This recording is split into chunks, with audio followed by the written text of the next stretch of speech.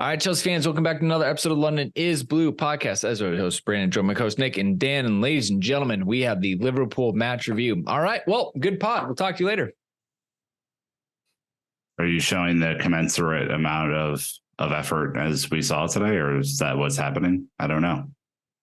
Outside of N'Golo Kante playing, what do you talk about? Nothing happened.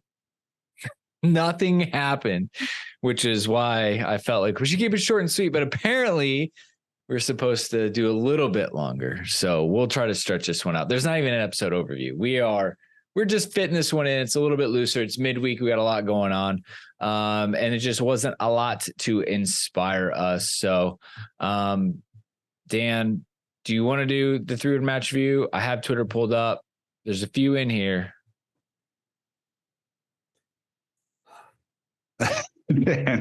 Yes, words. The podcast. The pain on Dan's face. Oh my God. Please. Mark from Discord did the pain everywhere video, and that was probably the best description of what anyone watching the full match in real time experienced. I feel bad for the supporters who were there in person. I mean, if you were at home or at the pub, you at least had a chance to maybe enjoy a beverage or hang out with somebody. But to have to go to the game and see that was, whew. Yeah. And I think it was raining there too. So like not even enjoyable. I think that's what Andrew said. All right. I'm going to pick a couple. Ian says Anthony Taylor masterclass. Love that. Mm-hmm. Julian says allergic to scoring. Andrew, friend of the pod. Porto 5 says goals aren't us. Enoch says 0-0 again. Let's see. Waste of time from Hess. Kind of feel that a little bit. JJ Harvey saying Conte was phenomenal. Obviously, no doubt. Louis Beneventi, for those of you who know him, says play Nick up front. I mean, one word, up front. So would you like to respond to the people clamoring, Nick? That was my 3-word match review, was clinicality of Nick. That's a great bridge. That was mine. Bridge. So and what did you put? Obviously the Taylor Swift Eras tour is going on right now. So I've given this specific era as our dumb era. This is where we're at. It's very shrewd analysis there, Dan. Thank you. I got one. I'll play the game. No new era. Oh, interesting. I just think, ladies and gentlemen, Chelsea fans, buckle up. I think we have seen what the rest of the season might look like. I think you might get a response for Real Madrid just because Real Madrid. But other than that, I think the league is an absolute wash. And how bad is it between us, Dan? It's just the amount of goalless minutes between these two miserable teams. It's just soul sucking. Look, it's not something that you want to have as a high level stat. When you see Opta or somebody tweeting before the game indicating that, you've gone 3 matches or 4 matches or 5 matches now with scoreless draws between these two sides.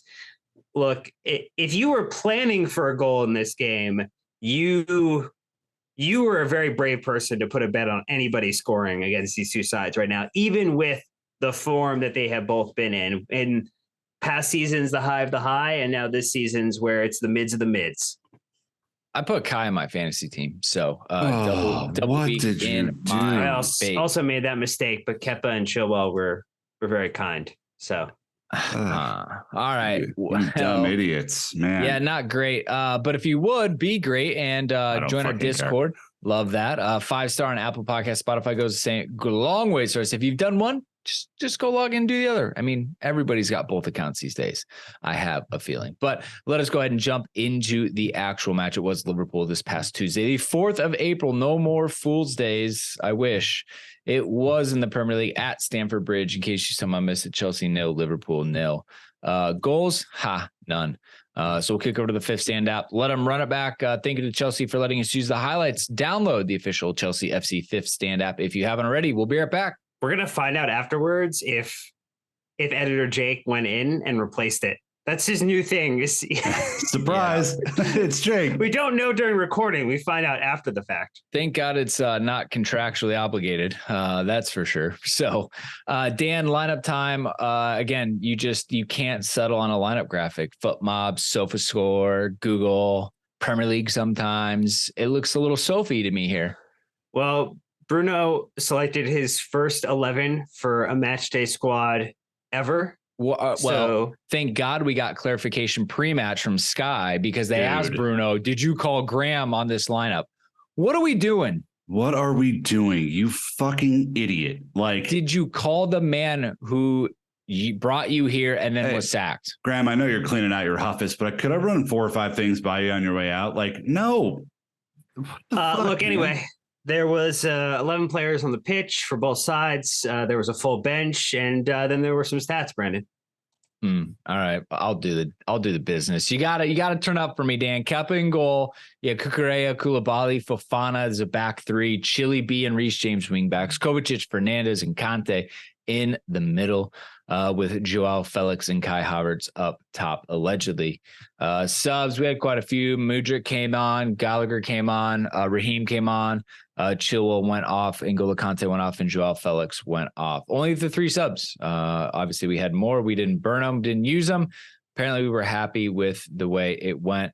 High-level stats, we mustered up a 2.17 XG, story of my life. Liverpool 0.35. They are a bit shit. We are more shit, unfortunately, with their 12 shots, only 3 on target. They get 7 shots, 4 on target.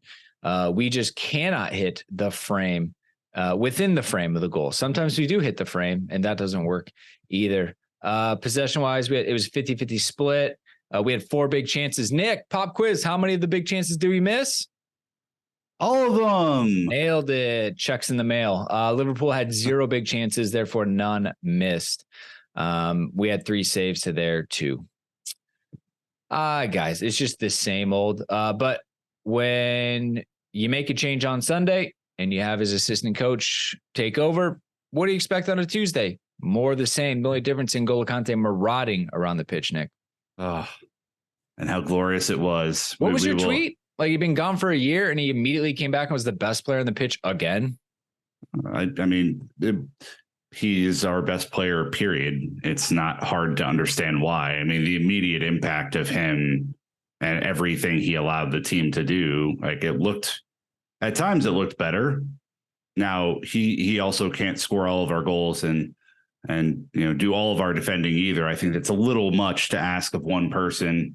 But yeah, I mean, it was fantastic. I know we'll talk about him in depth as we go, but yeah, I mean, I didn't watch it live. I was busy at work, and I wasn't particularly bothered that I didn't watch it live. I watched the main highlights that the NBC folks put out, and I thought it was absolutely fucking hilarious. Like, I mean, it was funny as hell. You could have put the Benny Hill music over all the big misses and all the big chances, and it would have played as comedy. So I mean, I don't think any of us are mad. I just think we're disappointed. Numb, apathetic, just kind of like, yeah, here we go again. And again, like Liverpool, there's no excitement in that game anymore. Like I wasn't chipping or like jonesing to get this one in. I wasn't like all chippy before the game. I was like, I'd hate to lose to these guys. They are bad. And then you're well, so are we. So I guess let's just get through this. And Peter Drury was piling it on in the intro. Oh my God. 2 former greats now in the mid-table, 2 former Champions League. Everybody enjoys getting the shot in when the shine worn off. I did find it funny when Joe Gomez had this shot, they kept a save, and he's like, wow, that would have been a surprise. Gomez has scored for literally nobody. He's never, ever scored a goal. I actually did find that a little funny. Add up the joke, the one random stat to punch yourself in the face. It says 29. Chelsea have scored 29 goals in 29 Premier League games this season, only ever netting fewer at this stage of the league campaign twice. Before they did 23 and 21-22. That's 19-21 and 22 season, and 16 in the 19-23-24. Lacking. Been a bit, literally a century since we've been this poor offensively. And I don't even know how many teams are in the league back then. So, NFET shithouse of the match moment, shithouse things. All right. It was pretty grim. We're going to take our first ad break. When we get back, all about the new interim manager that has the same problems. So thank you to sponsors, and we'll be right back. All right. So Bruno at the helm, RJ lookalike at the helm. And again, I'm not the least bit surprised. No, I didn't put that together. That's good. That's good. Yeah, he's actually changed his profile, RJ Good Things, to say like Bruno Burner or something like that. It was pretty funny. Dan Silves and Chiellini as well. Yeah. Oh yeah. So I quote tweeted Ben Jacobs, who kind of had the Bruno quote after the match, and I just said it's more of the same, but I don't blame him at all. We battered them, lacking anyone with an instinct for goal again. I found it interesting. A lot of the discussion again goes down to the attack and same old. I know, Dan, you don't like talking about lineups and subs and things like that, but if I can pull this one out of you, the two strikers that we picked up this season. The old pull and tug, huh? Hey, that was a long day. It was a long day. Many people were saying it was the funniest thing Brandon Busby's ever said on the show. No David Datro Fofana, nor Aubameyang, who has a back injury and he's day to day, which you're like, maybe he's just not interested in having a run out. And so Kai Havertz has played left wing recently. Now he's the striker. He doesn't get subbed off at all. We don't try to really do anything different.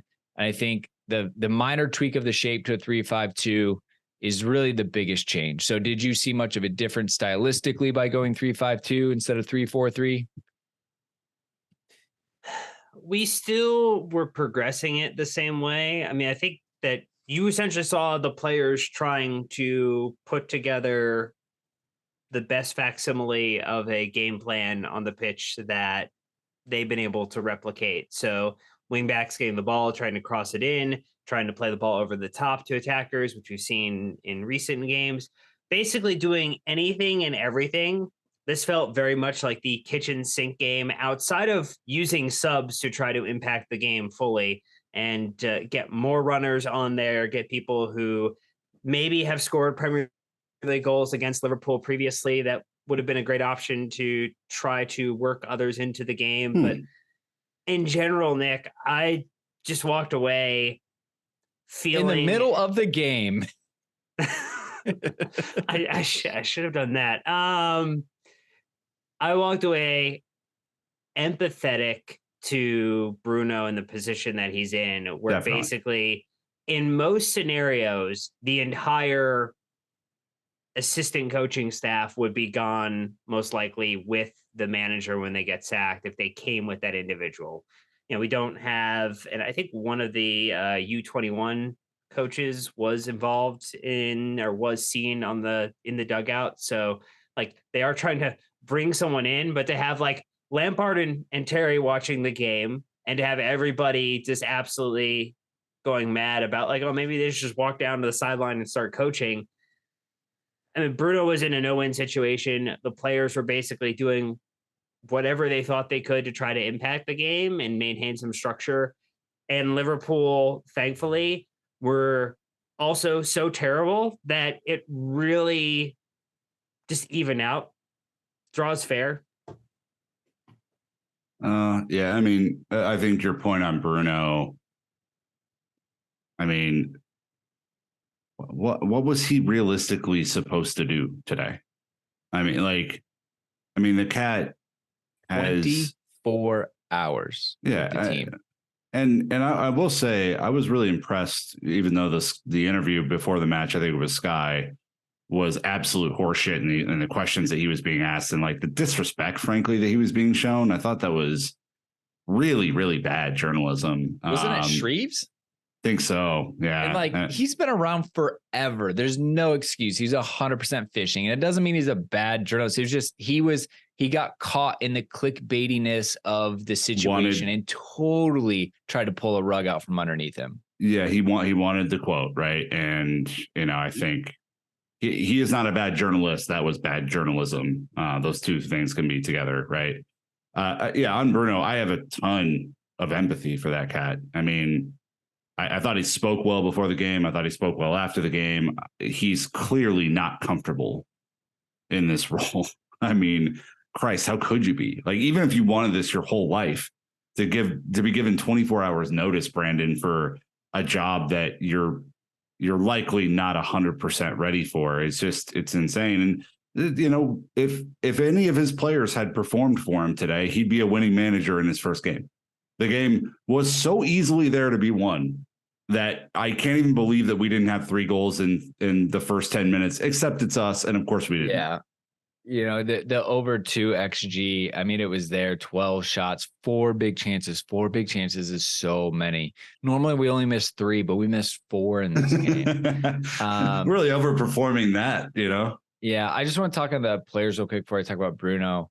Guys, again, the back line, seeing Wesley Fofana, I'm so excited. I'm continuing to be so excited by Wes. Wes has swagger. He's fast.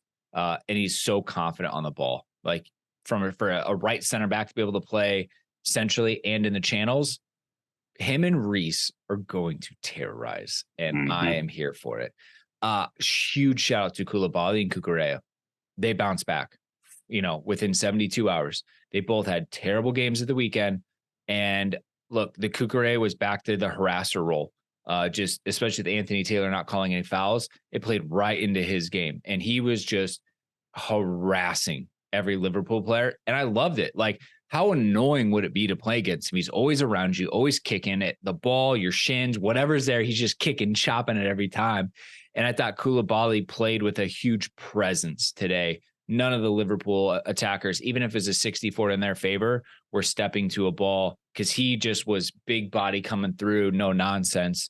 A little bit shaky on distribution, but like overall, to see those two kind of get raked over the coals and then come back, put right back in the lineup and perform like that, credit where it's due. That doesn't mean they have like super long-term futures, but I was surprised to see that, at least from the defensive standpoint.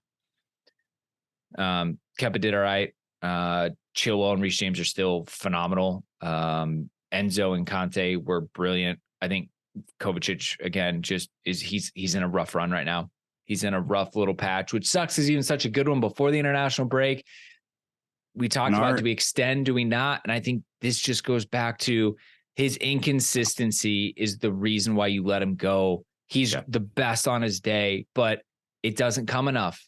No, I'm there. I'm there with a lot of the players at this point. And I think, again, now is not the moment to have our Keep Sell Loan episode. We'll do that later in the season. But we're on our 3rd manager of the year. Tuchel said in July, we were at the press conference, the same issues exist because the same players are still here. I don't see any lies detected in that. And if we had a functioning forward, Mitrovic, I don't know. Suspended, sorry. Let's see what we can work out with the old FA there. I mean, even the Ferguson cat from Brighton, like any functioning forward that could strike the ball at goal. And this Chelsea team I would bet money if we had a nearly 20 goal scorer, I'd bet that we are in the top 4 race, if not comfortably in there.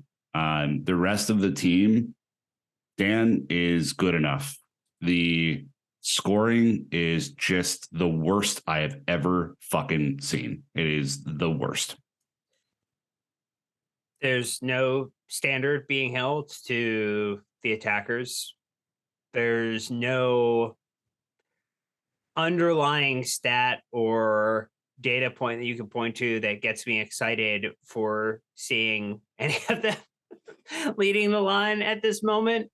And like, realistically, yes, there have been, the way we play has sometimes made it very difficult. So even when the XG looks really high, the type of like the amount of space that they have is very limited. Actually does take into a lot of things into consideration.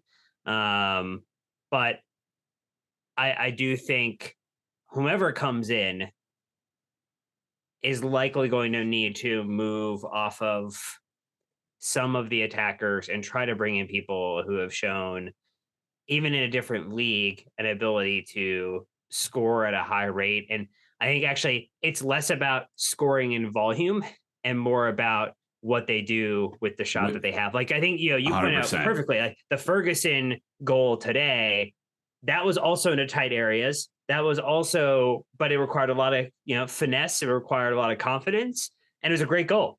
Like, that is the type of goal this Chelsea team does not score right now. Well, we don't score one-on-one with the keeper goals anymore. I mean, we can't. I mean, when I joked about my 3-word match review, and you guys have posted that clip on social media before of me fluffing my chance at the goal line, that is our team. Yeah. What? Fuck out of here. That's our team. Like, I was legitimately laughing at some of these replays, and I don't think, I don't think that's good.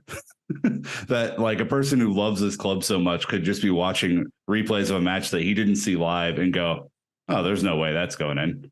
I mean, Kovacic has 2 amazing opportunities and cannot for the life of him figure out how to shoot the ball at goal. João Felix, why are you shifting the ball back to your right foot? You have acres of space to shoot the ball. Kai Havertz, we don't need to see anymore. I think sample size is big enough at this point. Like, it is fucking comical. The only person on our goddamn team that can hit the ball at goal is Reece, and he was unlucky with a, frankly, dubious offside call today on his goal. But he's the only one. When we hit the ball at goal with any sort of velocity, it can go in, but they just refuse to do it. I don't understand it. It's fucking ludicrous, but it is what it is. So paycheck's coming tomorrow regardless, Yeah. I just want to cap real quick with some of the quotes from Bruno, because I don't think we know anything about him. And why should we? Right? He's an assistant, but he's been thrust in the limelight. And I've got a ton of respect for the guy. And I just think that a lot of people will too, if you haven't heard or read his post-match comments.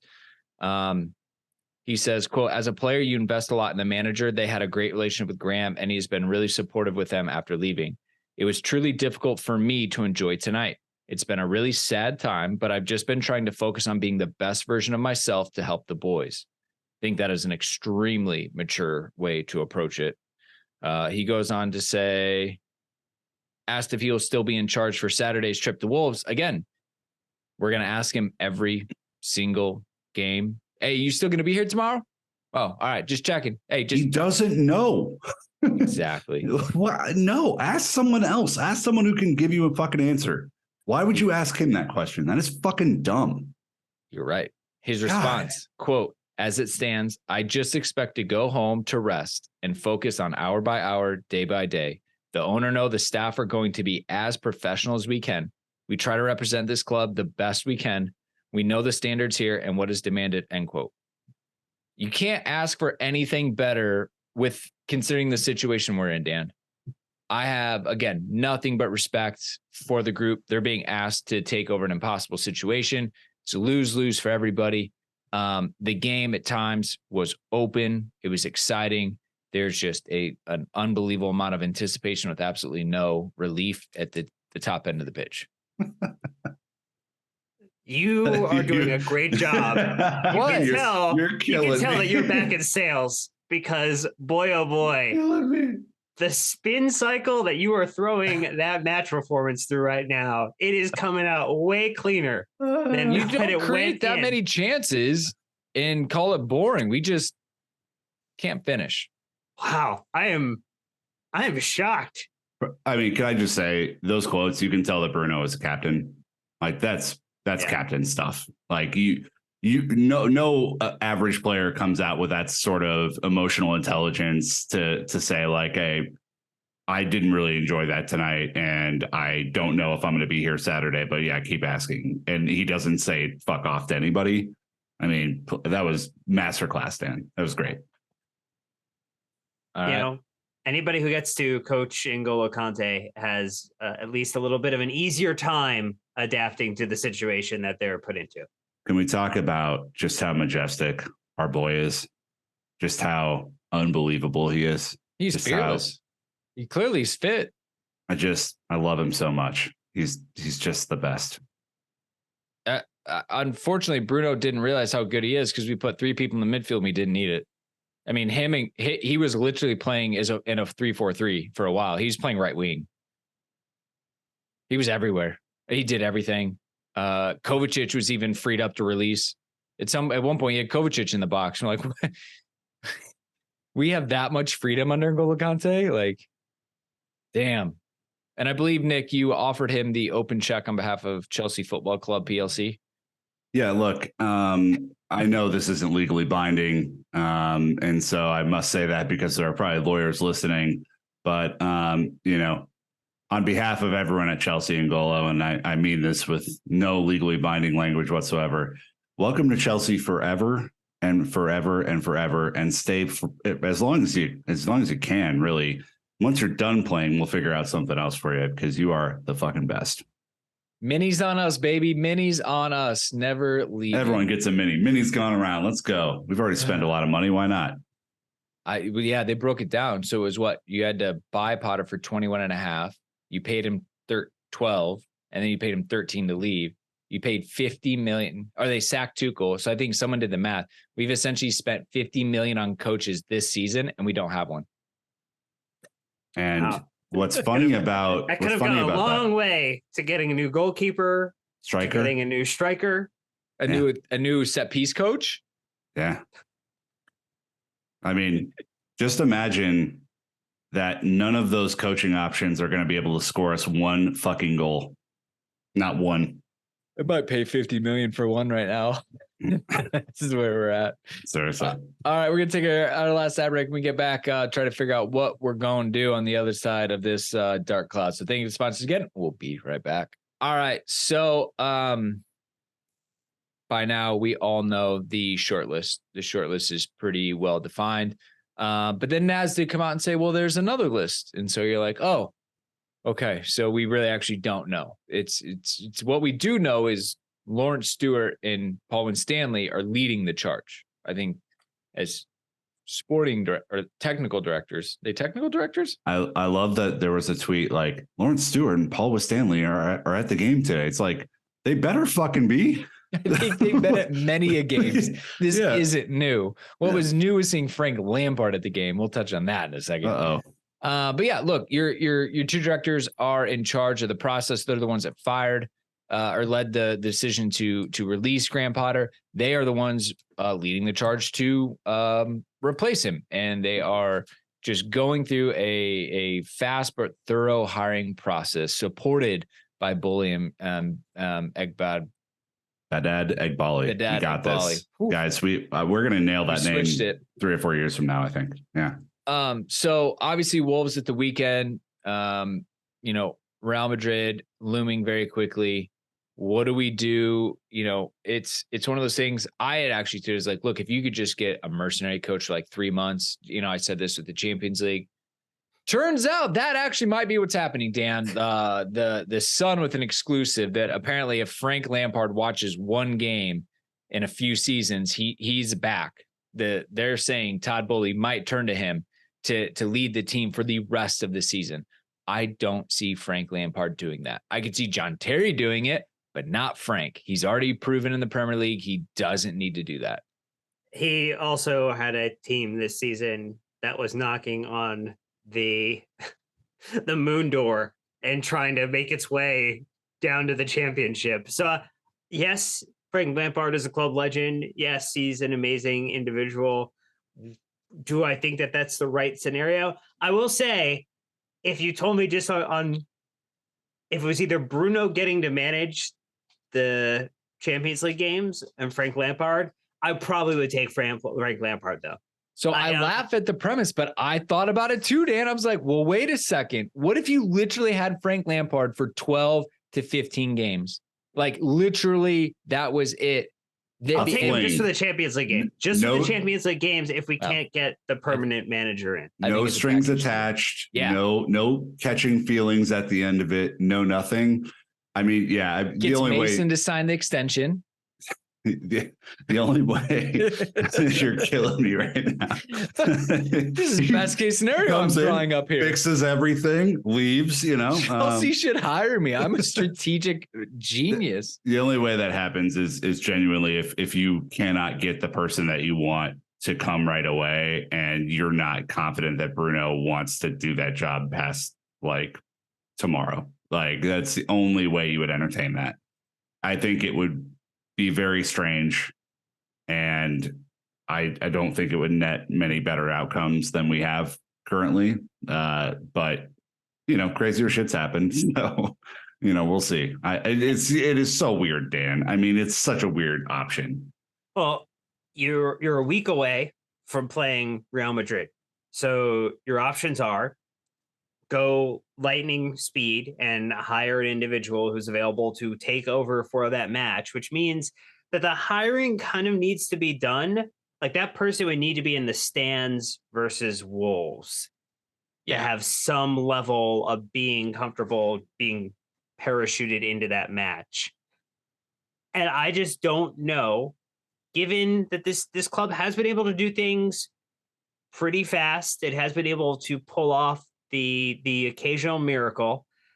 I just don't foresee whether it's Nagelsmann, whether it's Enrique, whether it is Frank Lampard on a interim basis, a little bit of a fling, whatever it is. Like I just don't know that is going to happen as quickly as we think. No. Who knows? Brandon's recording with Matt Law tomorrow morning, and so maybe he will have more updated information for us at this time. But in general, Nick, I want them to get it right. Totally.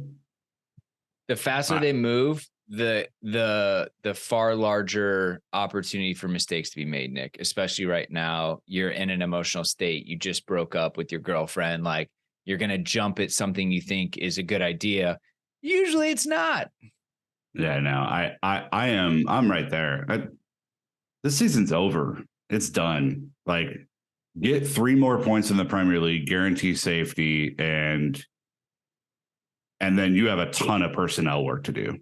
Like it is so goddamn important to get this next hire right. We just talked about this on Monday's pod.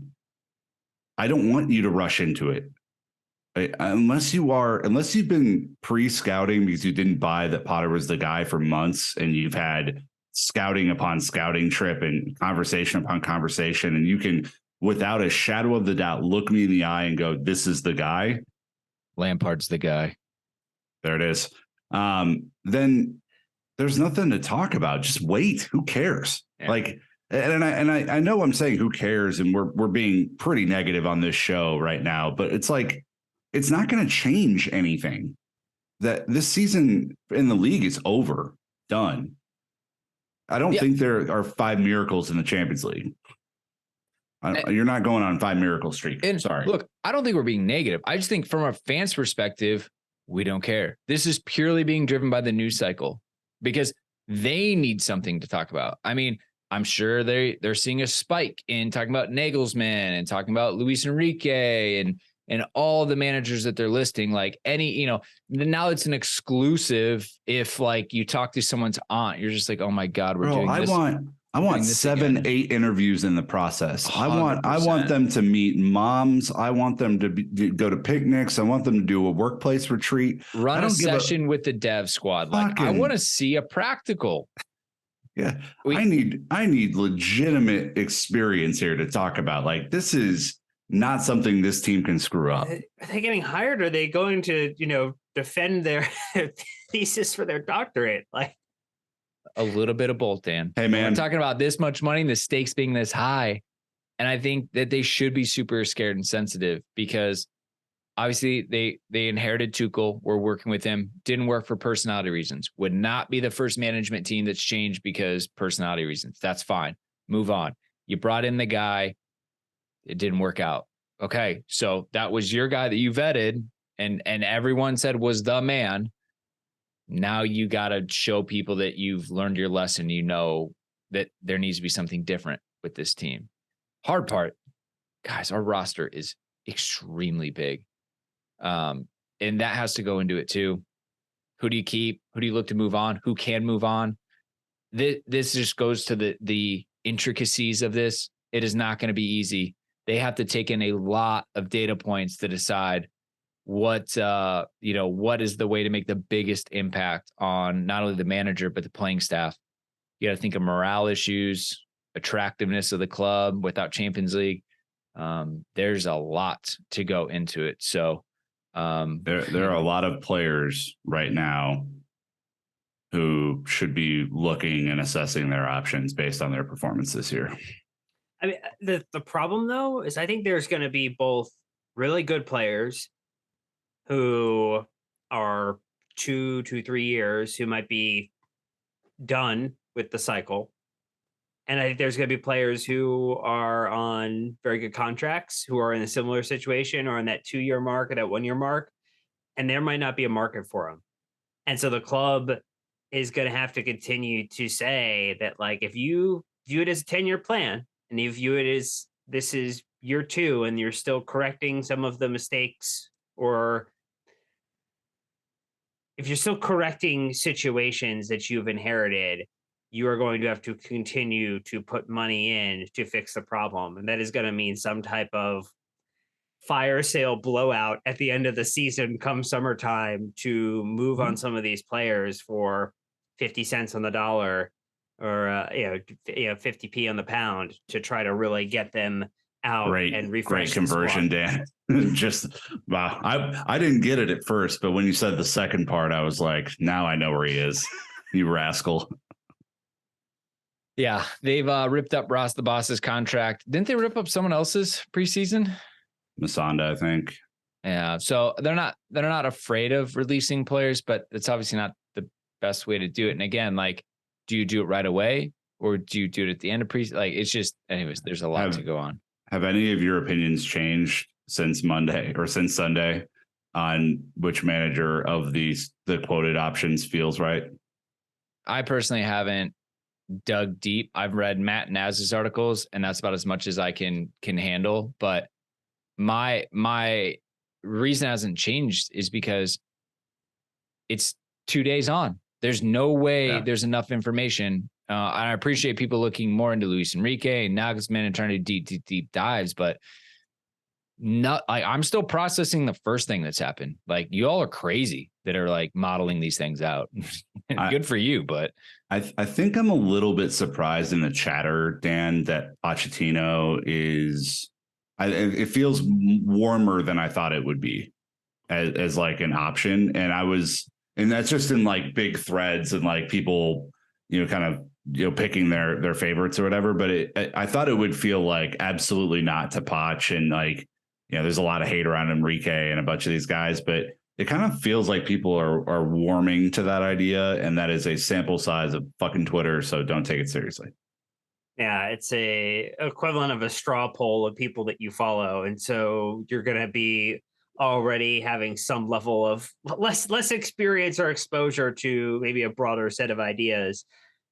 I do think, based upon the names, I mean, Nagelsmann, like, is probably fun and interesting. Like, will it be chaotic? Could it be another 18-month appointment? Sure. But if we go back to starting to win things, like, I don't know how concerned I am that a manager in the Premier League doesn't have a plus 2-year run rate. Like, let's just get someone who is going to do something fun. And I don't know necessarily if Enrique if we have the players at the right stages of their career to drop him in and expect it to go as well as his time at Barcelona. I mean, that was a pretty special time to be at Barcelona. Exactly. Which I think if I were interviewing him, I would kind of be like, explain that away. Like, prove to me you were the reason behind that secret sauce, because I'm going to have a little bit of difficulty just believing you at face value. I one name that hasn't appeared that I would like to appear is Hansi Flick from the German national team, formerly of Bayern. That Bayern team in COVID played the best football I've ever seen in my life. They were unbelievable. And I don't know if he still has it or not, but he's a manager with a ton of experience managing good players. I would like to see him on the list. I'm not saying I want to see him as our manager, but I would love to see a profile like that on my list. Yeah. And with that too, right? It's like, international managing is completely different than club. So the fact that the Germans like dropped an egg in the World Cup isn't necessarily an indictment. Didn't he have like a really short CV because he just like swept up out of nowhere and was like, went from like somewhere in Germany to Bayern to the national team right away? I think that was the big knock on him. But I'm going to stick to this. I want Stewart and Win Stanley to build a culture and an ethos at the club. I want them to get everyone aligned, just like Todd said. We're going to have an approach. We're going to have a style. We're going to recruit certain types of players. We're going to play a certain way. And we need a manager to come in and to fill that role. We can't be doing this thing where the manager is the heart and soul of the club. Mm-hmm. That's the big DNA change that has to happen. Yep. And that's where the stability and the consistency comes in from. Obviously, we had none of that this season. We had the opposite of that, but that's what has to change. And until they do that, do you really need to bring someone in at this point? I really don't. Like I said, if Frank's willing to play ball, that is a marriage of convenience, fine.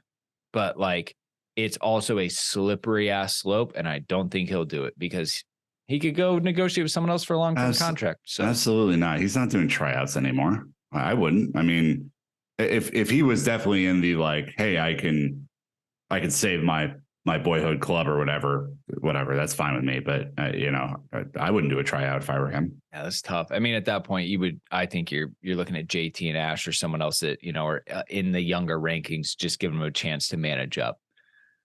Nick, before we head out, you have a bit of a special note that we received after all of the craziness of Potter getting sacked. And just kind of the whole chaosness of it all and kind of all the content we put around it. Yeah. So Alex D, whose last name I will spare, sent us an incredible email, a couple of incredible emails, frankly. I just will read a part of. And if you want to send us an email, contact at londonisbluepodcast.com and maybe we'll read it. He leads this off, and I'm not going to read the entire thing because it's a novel, but it says, "Thank you so much for getting it. Thank you for understanding and elucidating the anguish of being a CFC fan, while at the same time expressing deep regret that a thoroughly decent man got mangled in a dysfunctional thresher." It's a very colorful language sort of email. Your pod has been an oasis of thoughtful discussion of all of the factors that ail CFC. I've come to rely on you guys not just to keep me up to date on the club and analysis of games, but for your voices of reason when so many outlets have become toxic, off with his head merchants. He goes on to say, "Who am I? I stood on the shed as a teenager. My heart was broken when Eddie McCready was sacked, broken again when Ray Wilkins was sold. RIP, 5 years. It's wild. And when Pat Nevin was sold, I had to recover from multiple relegations and the near extinction of the club. I've endured the hooligan years. I earned my Chelsea scars. What difference does one more makes?" Absolutely love that mentality. I've done the hard yards with the club before as a multi-billion-dollar international brand. And so I think in moments like this, to receive a note like that was really nice. I'm glad that, the content on Monday was resonating with people. I'm glad that people that listen to us don't want to dance on someone's grave. I think just as a human being, that's really nice. And look, I'm really happy about that. But Alex, thank you very much for the email. That was a huge little boost to us. Yeah, it was nice. Warm and fuzzy when a lot of things in Chelsea are not. Most emails we get tell me to fuck off. So I was really happy with that. Yeah. I think goes to show that like people do appreciate like some just like thought and just some effort into it. It's so easy to go to the lowest denominator and just go that route. But, we try not to. So hopefully it comes across that way. We always try to have a think before we do these things. And yeah, we just appreciate it. So I think this is kind of stemming from the 1000th episode. We got so many unbelievable messages from people. Holy shit. And we had no way we had a clue just how much we're impacting people beyond just being Chelsea fans and their lives. And so definitely motivated us, kind of kept the fire going. And we're just so thankful and appreciative. So again, as we go through the rest of the season, the journey, let's just kind of accept what it is. There's no sense to burn it all down. Potter's been released. They made the change. It's what people wanted.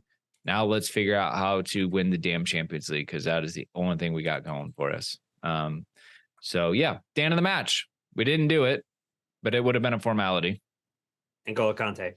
Like our record is ruining our Dan of the match. Like, have you sent a legal notice to the club that like they are cramping your style? Yeah, it's a cease and desist order coming for your terrible form. We should try it. Do you think it would work or crazy? I mean, we haven't been invited back, which I thought would have been the easier solution. Yeah, seriously. Teams hate this one crazy trick that fixes their form. God, what a thumbnail that is. All right. Well, N'Golo Kante, an absolute machine. So we're midweek. There's more games tomorrow, so everyone's all over the board, but we're Matt in 11th. Law special coming up. Surprise. You know? What? Matt Law special coming up. You want? Oh yeah. I was going to do the table first. We're still in 11th. We're firmly planted there. Nick, we're 1 point closer to 40 points. So continue your charge to safety. The other games, I mean, again, just a lot of goals, nothing going on for us. Leicester look just out of their depth. Seems like that is going to be a sad story for them. Brighton continuing to look good under De Zerbi, and Leeds putting up a bit of a fight. So at the bottom of the table, which is really all that matters, Southampton 20, Leicester 19, Bournemouth 18. And then you got Nottingham Forest 17, Everton 16, West Ham 15, Wolves 14, Leeds 13, and Palace in 12th. All of them within 7 points from 12th to 20th, 7 points. It's a mess down there, guys. Like, you don't want to watch, but Leicester City, red card, can't get out of the way against Villa. They need to figure it out. Yeah, we got Matt Law tomorrow. I'm going to grill Matt, so get ready. I'm sure he's going to have a lot to say. By the end of it, we'll know if Poch is coming or not. Let's just leave it at that. We will have a final answer. Oh my God. Can you tell we're punch drunk, folks? What else we have this week? I don't even know. Anything else on the famous content? CFC. We have famous CFC. Hey, they're back. The boys are back. Well, it's what if anything happens, drop emergency pods. We'll keep you updated. We appreciate you being here. We appreciate you commiserating with us. And well, we're dropping the Matt pod now, so we have to maybe shuffle things around. Again, it's chairs on the deck of the Titanic at Chelsea Football Club at the moment, and we just got to rearrange, recoordinate a little things around that. Yeah, very true. I don't know what else is going on, Nick, because after Matt Law, I'm going on vacation, so it's on you guys. Sorry, I stopped paying attention. And that's different from a regular pod. How? Yeah, no doubt. Okay. Hey, I'm the captain of this ship. Off to the plank. We're kicking you off, Dan. But you'll have to be back for this weekend because, again, I'm going to be gone. So, ladies and gentlemen, I'll be in DC. I'm going to try to meet up with the RVA Blues. A bunch of friends from the trip there. No promises, but it would be awesome to meet up with some more Chelsea fans. So if you're there, tweet at me. I know Taylor's there. Gio's going to be in town. Let me know. Would love to connect with some of you guys. But we're going to wrap it up. Sorry, 0-0 draw, like as expected against Liverpool. But I think that there's some good character being shown among some of the players and the staff. So you might as well get behind them and embrace them. It's temporary, so there's no sense in trying to burn it all down right now. All right, well, that's going to wrap. Until next time, Chelsea fans, you know what to do. Keep the blue flag flying high.